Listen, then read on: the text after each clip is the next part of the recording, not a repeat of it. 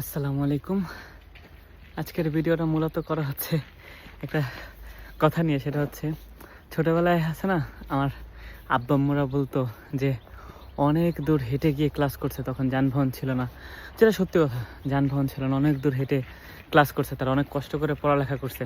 তো তখন আমরা চিন্তা করতাম যে, বিশেষ করে আমি আর কি চিন্তা করতাম যে আমি তাহলে আমার বাচ্চাদেরকে কীভাবে কী বলবো, কারণ আমরা তো রিক্সায় যাচ্ছি, গাড়িতে যাচ্ছি, সো আমাদের জন্য তো ইজি, তাহলে আমরা কিভাবে কি বলবো।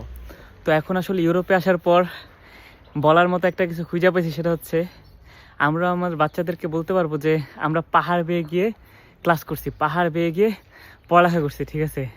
জাস্ট যদি আপনাদেরকে আমি হচ্ছে কি একটু পাহাড়টা দেখাই, আমার পাহাড় বাইতে বাইতে হাঁপায় গেছে অলরেডি, জাস্ট আপনারা একটু আমার এই যে পাহাড়টা দেখেন, ওই যে দেখেন অনেক নিচু, এরপর ওই সাইড থেকে মোড় নিয়ে আরও একটা আছে ঢাল।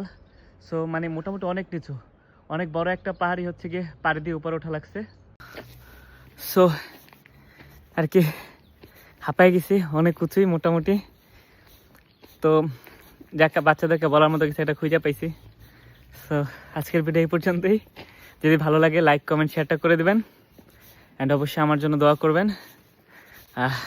আসসালামু আলাইকুম, দেখা হবে পরের রিলসে।